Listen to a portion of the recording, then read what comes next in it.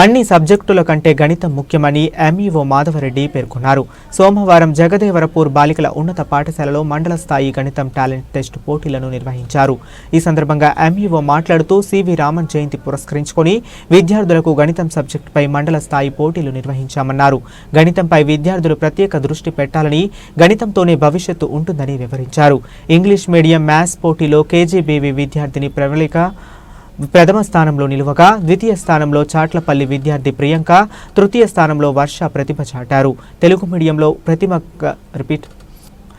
మీడియంలో ప్రథమ స్థానంలో ఇటిక్యాల పాఠశాల విద్యార్థి వైష్ణవి, ద్వితీయ స్థానంలో ఇటిక్యాల విద్యార్థి సందీప్, అదే పాఠశాలకు చెందిన విద్యార్థి బాలకృష్ణ తృతీయ స్థానంలో నిలిచారు. వీరికి ప్రశంసా పత్రంతో పాటు బహుమతులను అందజేశారు. ఈ కార్యక్రమంలో పిఆర్టీయు మండల అధ్యక్షుడు వెంకటరామరెడ్డి, ఆయా పాఠశాలల ఉపాధ్యాయులు శ్రీనివాసరావు, స్వామి, సైదులు మాధవరెడ్డి మరియు రామకృష్ణారెడ్డి, లక్ష్యంపతి ప్రభాకర్, సత్తయ్య, విమలాకర్, పరశురాములు, షకీల్, మంజుల, సుభాషిణి, మల్లేశ్వరి తదితరులు పాల్గొన్నారు. సామాన్యాన్ని స్ఫూర్తిగా తీసుకొని మ్యాథమెటిక్స్ మీద ప్రయోగం చేయాలి.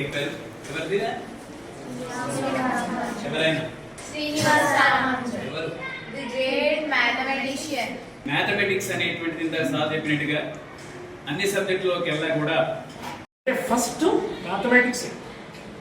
ఇది నేను మ్యాథమెటిక్స్ టీచర్గా మ్యాథమెటిక్స్ అభిమానించడం అని చెప్పట్లేదు. మ్యాథమెటిక్స్ అట్లాంటిది అనమాట. ఇందాక అందరు సార్లు చెప్పారు, అదే విషయాన్ని నేను కూడా చెప్పడం ఏంటంటే మ్యాథమెటిక్స్ అనేది క్రిటికల్ థింకింగ్ను నేర్పుతుంది.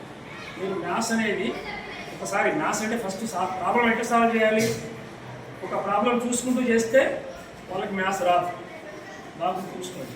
లేదా దాన్ని చూసుకుంటూ ఆ స్టెప్ ఏముంది ఈ స్టెప్ ఏముంది రాష్ట్రంలో ఎంతసేపు ఆ స్టెప్ వరకే రాస్తారు. కానీ ఏమర్థం కావాలి మనకు, we have to understand the concept behind that. అందులో ఏమున్న కాన్సెప్ట్ ఏముంది అని అర్థం చేసుకుంటే whatever the problem is given you can solve, ఛాలెంజింగ్గా మీరు సాల్వ్ చేయొచ్చు. అందుకని ఒక ప్రాబ్లం ఇస్తే దాన్ని ఫస్ట్ ఇచ్చినటువంటి దాన్ని అనలైజ్ చేసుకోగలిగే శక్తి ఉండాలి. ఇచ్చిన అంశం ఏంటి, దాంట్లో ఉన్నటువంటి అంశం నుంచి ఏం అడుగుతున్నారు మనల్ని, సో అడిగే దాని నుంచి మనం దీనికి కోఆర్డినేషన్ ఎట్లా చేసుకోవాలి, ఇవ్వబడిన అంశం నుంచి మనం సాధించాల్సినటువంటి అంశం వరకు ఏమేమి ఉన్నాయి, ఇంకా ఏమి కావాలి, కావాల్సినటువంటి తెలుసుకోవడానికి ఇంకా ఏం చేయొచ్చు అనేటువంటి ఒక అనుసంధానత వస్తే మనం మ్యాథమెటిక్స్ని ఒక ప్రాబ్లమ్ని సాల్వ్ చేస్తాం.